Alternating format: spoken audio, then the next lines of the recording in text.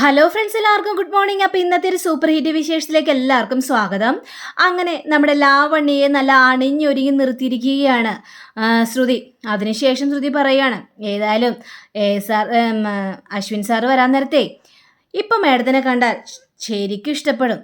ഏതായാലും മേഡത്തോടെ എന്തെങ്കിലും പറഞ്ഞു കഴിഞ്ഞിട്ടുണ്ടെങ്കിലേ അതിന് മറുപടിയൊന്നും കൊടുക്കേണ്ട ആവശ്യമൊന്നുമില്ല. നാണത്തോടെ ഇങ്ങനെ നിന്നാൽ മാത്രം മതി. ഏതായാലും എനിക്ക് പോകണം മേഡം. ഇത് കേട്ട് കഴിഞ്ഞപ്പോഴേക്കും ശ്രുതി, നീ പോവുകയാണോ ശ്രുതി എന്ന് ചോദിച്ചു കഴിഞ്ഞപ്പോഴേക്കും അതെ ഞാൻ പോവാണ്. അയ്യോ ശ്രുതി, എനിക്കാകെ പേടി തോന്നുന്നു ശ്രുതി, നീ ഇവിടെ നിന്നാലേ എനിക്കൊരു ധൈര്യമുള്ളൂ. എന്തിനാ മേഡം ഇങ്ങനെ പേടിക്കേണ്ട കാര്യമൊന്നുമില്ലെന്നേ, ഞാൻ പോവാണെന്ന് പറഞ്ഞുകൊണ്ട് ശ്രുതി അങ്ങോട്ട് പുറത്തേക്ക് ഇറങ്ങാനായിട്ട് ശ്രമിച്ചു കഴിഞ്ഞപ്പോഴേക്കും ദേ വരുന്നു കടലമിഠായി. അപ്പം ഇത് കണ്ട ഈ ശ്രുതിയാണെങ്കിൽ ദൈവമേ ദേ കടലമിഠായി വരുന്നു. അതെ ലവണ്യ മേഡം ആ കടലമിഠായി വരുന്നുണ്ട്. അപ്പം ഇത് കേട്ട് കഴിഞ്ഞപ്പോഴേക്കും അയ്യോ അല്ല, അശ്വിൻ സാർ ഇങ്ങോട്ട് വരുന്നുണ്ട്. എന്നെ അങ്ങനെ ഇവിടെ കണ്ടു കഴിഞ്ഞിട്ടുണ്ടെങ്കിൽ ആകെ പ്രശ്നമാവും. എനിക്ക് എവിടെയെങ്കിലും ഒന്ന് മാറി നിൽക്കണമല്ലോ മേഡം. നീ ഒരു കാര്യം ചെയ്യ്, ആ കബോർഡിലേക്ക് പോയി ഒളിച്ചോ.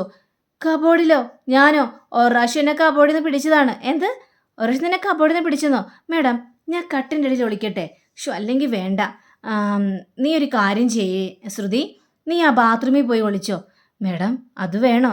വേണോന്നേ, ബാക്കിയുള്ള കാര്യങ്ങളെല്ലാം ഞാൻ നോക്കിക്കോളാം. നീ ആ ബാത്റൂമിൽ പോയി ഒളിക്കാനായിട്ട് നോക്ക് ശ്രുതി എന്ന് പറഞ്ഞുകൊണ്ട് ശ്രുതി നേരെ വാഷ്റൂമിലേക്ക് കയറുകയാണ്. അപ്പോഴാണ് അശ്വിൻ്റെ വരവ്. അപ്പോൾ അശ്വിൻ അവിടെ വന്നു കഴിഞ്ഞപ്പോഴേക്കും ശ്രുതി എവിടെ ഉണ്ടെങ്കിലും അശ്വിനത് മനസ്സിലാവുമല്ലോ. അങ്ങനെ ഇതെന്താണ് ശ്രുതിയുള്ളൊരു ഫീലിംഗ് നമ്മുടെ അശ്വിന് തോന്നുകയാണ്. പെട്ടെന്ന് തിരിഞ്ഞു നോക്കിക്കഴിഞ്ഞപ്പോഴേക്കും ദേ അതിസുന്ദരിയായിട്ടൊരു മണവാട്ടിയെ പോലെ കട്ടിലിമേൽ ഇങ്ങനെ നാണം കുടുങ്ങിയിരിക്കുകയാണ് ലാവണ്യ. ഇത് കണ്ട് അശ്വിനാകെ ഞെട്ടിപ്പോവുകയാണ്. അശ്വിൻ നേരെ ലാവണ്യയുടെ അടുത്തേക്ക് ചെല്ലുകയാണ്. ലാവണ്യ, എന്താ ഇത്? എന്താ ഈ കാണിച്ചു കൂട്ടുന്നത്? പക്ഷേ ലാവണ്യൊന്നും മിണ്ടാതെ ശ്രുതി പറഞ്ഞതുപോലെ തന്നെ നാണം കുടുങ്ങി ഇങ്ങനെ ആ കട്ടിൽ തന്നെ ഇരിക്കുകയാണ്. ഇത് കണ്ടു കഴിഞ്ഞപ്പോഴേക്കും അശ്വിന് വീണ്ടും കലി വന്നിട്ട്, ലാവണ്യ നിന്നോട് പറഞ്ഞത് കേട്ടില്ലേ? നീ എന്താണ് ഈ കാണിച്ചു വിടുന്നത്? ഇതെന്തൊരു വേഷമാണ്, നീ എന്തിനാ ഇങ്ങനെ ഇരിക്കുന്നത് എന്നൊക്കെ ചോദിക്കുകയാണ്. അത് പിന്നെ നന്നായിട്ടില്ലേ ഞാൻ ഈ വേഷത്തിൽ? സർ നല്ല രസമില്ലേ എന്നെ ഈ വേഷത്തിൽ കാണാൻ? നിനക്ക് തീർച്ചയായിട്ടും ഇഷ്ടപ്പെടും അല്ലേ? നിനക്ക് ഇഷ്ടപ്പെട്ടില്ല എൻ്റെ ഈ വേഷം? ഇത് കേട്ട് നമ്മുടെ അശ്വിനി കാലി വന്നിട്ട് ആരാ പറഞ്ഞത് നിന്നെ ഈ വേഷത്തിൽ എനിക്ക് ഇഷ്ടമാണെന്ന്? ഈ വേഷം നിന്നോട് ധരിക്കാൻ പറഞ്ഞത് ആരാണ് ലാവണ്യ? പറയാനാ പറഞ്ഞത്? നിനക്ക് വല്ല ഭ്രാന്തായോ? ഇത്തരത്തിലുള്ള വേഷം കിട്ടുന്നതും എനിക്ക് ഇഷ്ടമല്ലാത്ത കാര്യമാണ്. സത്യം പറ, നിന്നോട് ആരാ പറഞ്ഞത് ഇങ്ങനത്തെ ഒരു വേഷം കിട്ടിയാൽ എൻ്റെ മനസ്സ് മാറുമെന്ന്? ഇത് കേട്ട് കഴിഞ്ഞപ്പോഴേക്കും ലാവണ്യക്കൊന്നും പറയാനായിട്ടുണ്ടായില്ല. ലാവണ്യക്കാകെ ടെൻഷൻ തോന്നിയാണ്. ലാവണ്യ ഇടയ്ക്കിടയ്ക്ക് ഇങ്ങനത്തെ പുറകോട്ട് നോക്കിയാണ്. അപ്പോൾ അശ്വിനും ചെറിയൊരു സംശയം, അശ്വിനും പുറകോട്ട് തിരിഞ്ഞ് നോക്കുകയാണ്. പക്ഷേ വീണ്ടും ലാവണ്യ നോക്കണം കണ്ടു കഴിഞ്ഞപ്പോഴേക്കും ഈ ശ്രുതിയാണെങ്കിൽ ഒളിഞ്ഞു നോക്കുകയാണ്. അപ്പോൾ നമ്മുടെ അശ്വിൻ ശ്രുതിയെയും കണ്ടുപിടിക്കണം. ഓ ഇവളായിരുന്നല്ലേ, ഇങ്ങോട്ട് പാടിയെന്ന് പറഞ്ഞുകൊണ്ട് കൈ പിടിച്ച് വലിച്ചഴിച്ചുകൊണ്ട് നേരെ ലാവണ്യയുടെ മുന്നിൽ കൊണ്ട് നിർത്തുകയാണ് ശ്രുതിയെ. എനിക്ക് തോന്നിയായിരുന്നു നിൻ്റെ ഈ വേഷവും ധാരണയും വർത്തവനൊക്കെ കേട്ട് കഴിഞ്ഞപ്പോഴേക്കും എല്ലാത്തിനും പിന്നിൽ ഇവളാണെന്ന് എനിക്ക് തോന്നിയായിരുന്നു ലാവണ്യ. നിർത്തിക്കോ, ഇനി ഇത് ഇവിടം കൊണ്ട് നിർത്തിക്കോ. ശ്രുതി, ഞാനൊരു കാര്യം പറഞ്ഞേക്കാം. എൻ്റെ ജീവിതത്തിലും എൻ്റെ കുടുംബത്തിലും കൂടുതൽ കളിക്കാൻ തുടങ്ങിയിട്ട് നീ കുറേ നാളായി. അത് നിർത്തിക്കോളാം. ഞാനിതെല്ലാം ക്ഷമിച്ചതേ ഈ കുടുംബത്തിന് വേണ്ടിയും എൻ്റെ ചേച്ചി സങ്കടപ്പെടുമല്ലോ എന്ന് ഓർത്തുകൊണ്ടാണ്. ഇനി അതൊന്നും ഞാൻ ഓർക്കാനായിട്ട് പോകുന്നില്ല. നീ കളിച്ച് ഇവിടം വരെ എത്തി. എൻ്റെ ലൈഫ് ഇട്ടാണ് നീ കളിച്ചുകൊണ്ടിരിക്കുന്നത്. ഇപ്പോൾ ലാവണ്യയുടെ മനസ്സ് മാറ്റിക്കൊണ്ടിരിക്കുകയാണ്. അതൊന്നും നടക്കാനായിട്ട് പോകുന്നില്ല ശ്രുതി. ഇനി നീ എൻ്റെ തനി സ്വഭാവം നീ മനസ്സിലാക്കുക തന്നെ ചെയ്യും. നീ കൂടുതൽ ഇനി ഇവിടെ നിൽക്കാനായിട്ട് പാടില്ല. നിൻ്റെ ജോലിയും കൂലിയും എല്ലാം മതിയാക്കിക്കോ. നിനക്ക് എത്രയാണോ ശമ്പളം തരാനുള്ളത് ആ ശമ്പളം മുഴുവനും തന്നേക്ക് ഞാൻ. നീ ഇവിടെ നിന്ന് പടി ഇറങ്ങിയാൽ മതിയാവുള്ളൂ. ഇത് കേട്ട് കഴിഞ്ഞപ്പോഴേക്കും ശ്രുതിയാണെങ്കിൽ നിങ്ങൾ എന്തൊക്കെയാണ് പറയുന്നത്? നിങ്ങൾ ലാവണ്യ മേഡത്തിൻ്റെ മനസ്സ് മനസ്സിലാക്കുന്നുണ്ടോ? നീ എന്നെ മനസ്സ് മനസ്സിലാക്കാനും പഠിപ്പിക്കാനും ഒന്നും നിൽക്കേണ്ട കാര്യമില്ല ശ്രുതി. നിൻ്റെ ജോലി എന്താണോ അതിനി അവസാനിച്ചു. ഇനി ഇവിടെ നിനക്ക് നിൽക്കാനായിട്ട് പറ്റില്ല. നീ ഇപ്പം തന്നെ പടി ഇറങ്ങിക്കോളണം. പറഞ്ഞ മനസ്സിലായാലോ?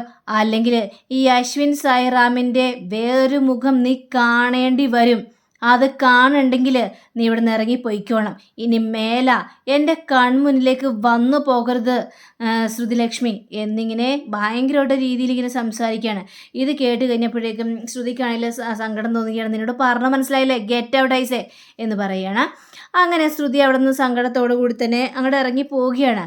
അപ്പോഴേക്കും ലാവണ്യ ഇത്തരത്തിലുള്ള പരിപാടിയൊന്നും വേണ്ട.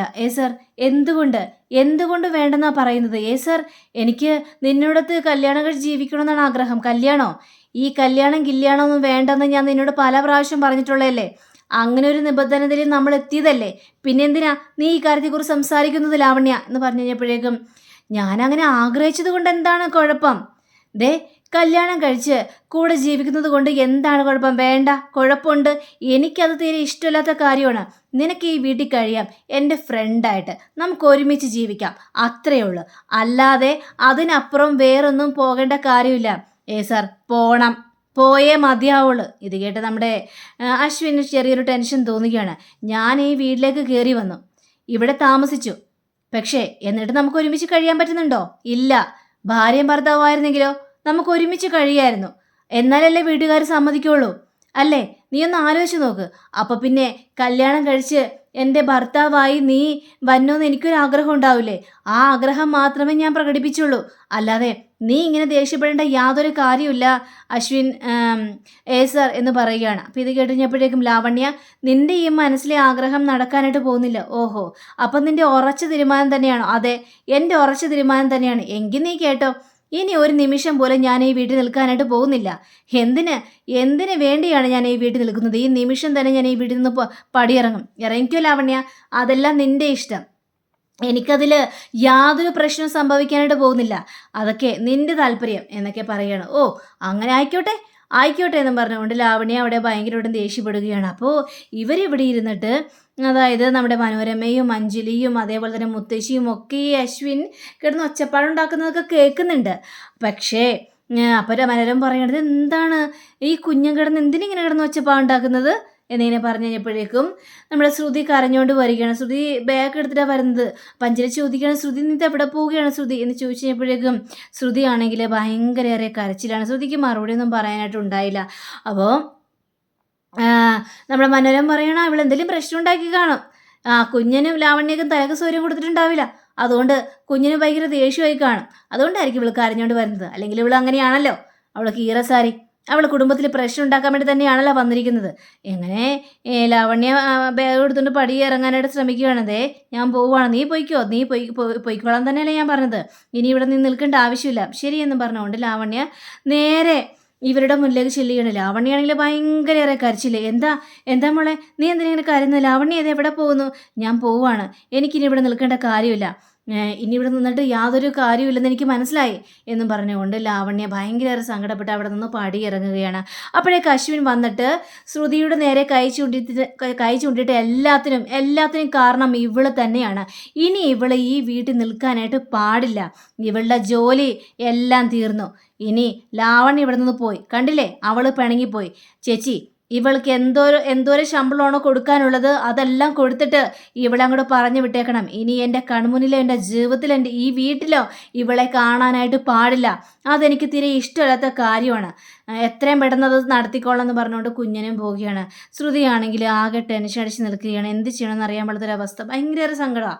അന്ന് രാത്രി ആയി കഴിഞ്ഞപ്പോഴേക്കും ശ്രുതിയാണെങ്കിൽ കൃഷ്ണൻ, എൻ്റെ കുട്ടി കൃഷ്ണ, ഇതെന്താണ് ലാവണ്യ മേഡം പിണങ്ങിപ്പോയല്ലോ, ഇനി എങ്ങനെ മേഡത്തിന് തിരിച്ചു കൊണ്ടുവരും? എന്തെങ്കിലും ചെയ്തല്ലേ മതിയാവുള്ളൂ. അങ്ങനെ ലാവണ്യ മേഡം അവിടെ നിന്ന് പിണങ്ങി പോകാനായിട്ട് പാടില്ലല്ലോ. അങ്ങനെ ആയിട്ടുണ്ടെങ്കിൽ കടലമിഠായി അഹങ്കരിക്കുമല്ലോ. അങ്ങനെ ഏതായാലും പാടില്ല. അപ്പോൾ നമ്മുടെ പ്രീതി വരികയാണ്. എന്താ ശ്രുതി, നീ എന്താണ് ഈ ആലോചിച്ചുകൊണ്ടിരിക്കുന്നതെന്ന് ചോദിച്ചു കഴിഞ്ഞപ്പോഴേക്കും, എൻ്റെ ചേച്ചി, ഞാൻ ആ കടലമുട്ടായിയുടെ കാര്യത്തെക്കുറിച്ച് ആലോചിച്ചു. ഓ, കടലമുട്ടായും കപ്പലണ്ടി മുട്ടായും എല്ലാം നീ ആലോചിച്ചുകൊണ്ടിരുന്നോ? ഇതുവരെ നിനക്കത് വിടാനായില്ലേ ശ്രുതി? അതല്ല ചേച്ചി, ആ ലാവണ്യ മേഡം അവിടെ നിന്ന് പടി ഇറങ്ങിപ്പോയി. അങ്ങനെ പോയാൽ ശരിയാവില്ലല്ലോ. എങ്ങനെ പോയാൽ ശരിയാവില്ല? എനിക്ക് ചുമക്കാലി വരുന്നുണ്ട് കേട്ടോ ശ്രുതി.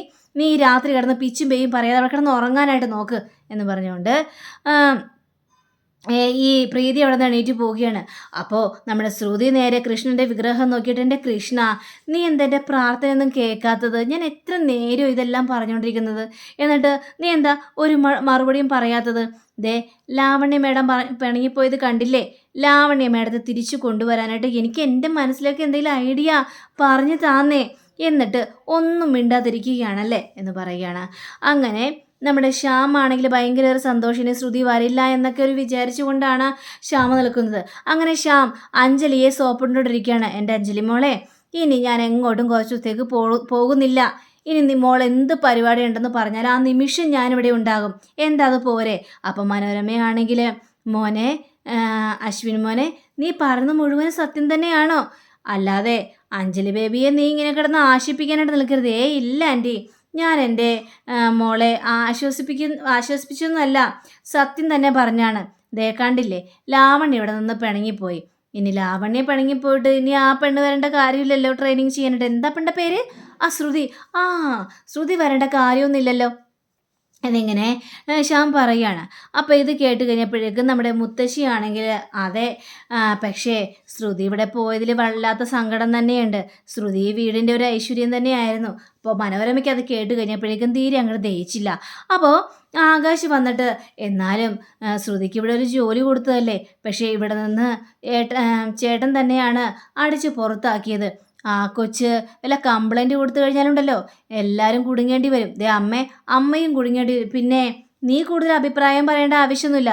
അവൾ കംപ്ലൈൻറ്റ് കൊടുത്ത് നോക്കട്ടെ, അവളെ എങ്ങനെ മെരുക്കാൻ അറിയാമെന്ന് എനിക്കറിയാം എന്നും പറഞ്ഞുകൊണ്ട് ഏതായാലും അവളിവിടെ നിന്ന് പുറത്താക്കി. അപ്പം നമ്മുടെ കമ്പനിയിലെങ്കിലും ഒരു ജോലി കൊടുക്കണമെന്നാണ് എൻ്റെ താല്പര്യം. ഇതൊക്കെ കേട്ട ശ്യാമിനാകെ ടെൻഷൻ തോന്നിയ നിർത്ത്. ഇനി ഈ കാര്യത്തെക്കുറിച്ച് സംസാരിച്ചിട്ട് എന്ത് ഫലം? പിന്നെ അഞ്ജലി മോളെ, പിന്നെ ലാവണ്യയും അതേപോലെ തന്നെ അശ്വിനും കൂടി പിരിഞ്ഞത് അത് ചിലപ്പോൾ നല്ലതിനായിരിക്കും. ദൈവം അങ്ങനെയായിരിക്കും നിശ്ചയിച്ചിട്ടുണ്ടാവുക. ഇനിയിപ്പോൾ ഇവർ തമ്മിൽ വഴക്കിട്ടതിൽ എന്തെങ്കിലുമൊക്കെ കാരണം ഉണ്ടാവുമെന്നേ. ഇനിയിപ്പോൾ അവർ പിരിയണമെങ്കിൽ അങ്ങോട്ട് പിരിഞ്ഞോട്ടെ. നമുക്ക് അശ്വിനെ കൊണ്ട് നല്ലൊരു പെണ്ണിനെ കൊണ്ട് കല്യാണം കഴിപ്പിക്കാം. അത്രയും മാത്രമേ നമുക്കിപ്പോൾ ചെയ്യാനായിട്ട് പറ്റുള്ളൂ. ഇതെല്ലാം വിധിയാണെന്ന് കരുതി നമുക്ക് സമാധാനിക്കാം അഞ്ജലി. ഇത് കേട്ട് കഴിഞ്ഞപ്പോഴേക്കും മുത്തശ്ശിയാണെങ്കിൽ അതേ ശ്യാം, ഞാനും അങ്ങനെ തന്നെയാണ് അഞ്ജലിയോട് പറഞ്ഞത്. പക്ഷേ അഞ്ജലി ഇതൊന്നും കേൾക്കാനായിട്ട് തയ്യാറല്ല. അവൾക്ക് ഭയങ്കര ഒരു സങ്കടമാണ്. പിന്നെ എന്ത് ചെയ്യാനായിട്ട് പറ്റും എന്ന് പറഞ്ഞുകൊണ്ട് ഇങ്ങനെ കുറേ കാര്യങ്ങളെല്ലാം പറഞ്ഞ് സമാധാനിപ്പിക്കുകയാണ്. പിന്നീട് കാണിക്കുന്ന പിറ്റേ ദിവസം രാവിലെ ആയി കഴിഞ്ഞപ്പോഴേക്കും നമ്മുടെ ശ്രുതി നേരെ ഈ ലാവണ്യെ വിളിക്കണം. മേഡം എന്ത് പരിപാടിയാണ് കാണിച്ചത് മേഡം? അശ്വിൻ സാർ എന്തെങ്കിലും പറഞ്ഞെന്ന് വിചാരിച്ച് മേഡം അവിടെ നിന്ന് ഇറങ്ങി പോരേണ്ട വല്ല കാര്യമുണ്ടോ? പിന്നെ എന്താ ഞാൻ ശ്രുതി ചെയ്യേണ്ടത്? അത് പറയണമെന്ന് അവിടെ കേട്ടോണ്ടിരിക്കുന്നോ? ഇരിക്കണമായിരുന്നു. കാരണം പെട്ടെന്നൊരു ദേഷ്യത്തിൽ അശ്വിൻ സാർ അങ്ങനെ പറഞ്ഞിട്ടുണ്ടായിരിക്കുള്ളൂ.